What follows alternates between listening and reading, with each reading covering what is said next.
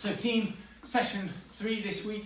As always, it's a press one, and whilst we are moving away from our 100 sets of push-ups, we are still on a big push-up focus for our pressing work. So today, warm-up is 3 rounds of 10 pass-throughs, so 10 pass-throughs with whatever you've got to pass through. Then you're going to have 6 push press on each side. So I just want whatever weight you've got, just hit that push press. If it's light, that's absolutely fine, just to get the shoulders moving. 6 on each side, and then 10 push-up lowers, okay? So we know that lower, we're just gonna, I'm not interested in how you get back up, I just want that control. 1, 2, and hop. So it's all about focusing on the downward portion of the push-up.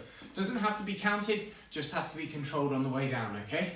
So, our push-up focus today, we are gonna do 4 max effort sets of push-ups. The key thing here is to use your first set to kind of calibrate, get the body moving and get your push-ups going. So it's almost like a warm-up set, but we are trying to push for some big reps.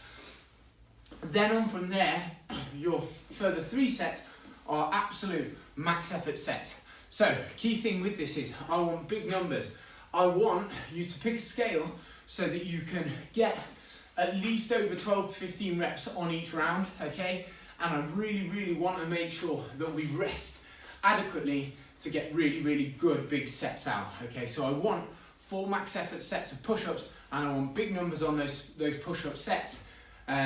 So big rest in between sets, push yourself hard, and don't make your scale too difficult, okay? So make sure that when you're doing a push-up, you know, the scale that you're going to pick is going to get you 15 plus reps nice and easy on the first set, okay? I'm kind of thinking that when I'm doing this kind of max effort push-up stuff, I'm doing it to the floor and I'm making sure that I'm getting 30 reps at least on my first set of push-ups, okay? So think about that, think about high repetition, so scaling correctly to do 4 big max effort sets on a push-up, okay? So that's our big strength work for today. Then 3 rounds, we're gonna keep on the push-ups, but we're gonna really, really elevate it up. So for example, if I've done 4 sets of push-ups on the floor, to kind of a normal standard push-up, then I'm going to take myself right up onto my rack or onto my table, and I'm going to do my push-ups there on 3 rounds, 30 elevated push-ups. So we're going to get some real high volume in today.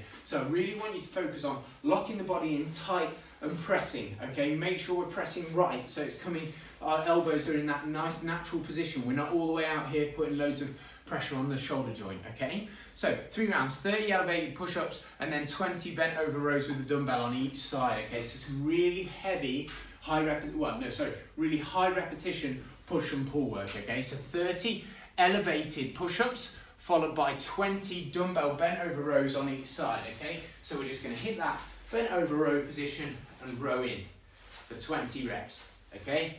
So 3 rounds of that on our kind of accessory hypertrophy piece, and then we're going to finish that round off with 6 minutes to complete as many rounds of 20 ipsilateral deadbugs and then 10 oblique crunches on each side. So that ipsilateral deadbug, we're going to hop onto our back, and from there arms are going to come up and we're going to go down and back, opposite arm, opposite foot. So it's going to end up as 20 on each side, okay? So 20 each side on that ipsilateral deadbug, then into whatever weight we've got, we're going to hit 10 oblique crunches, keeping those shoulders in line with those hips and up. Okay, so that's our work for today.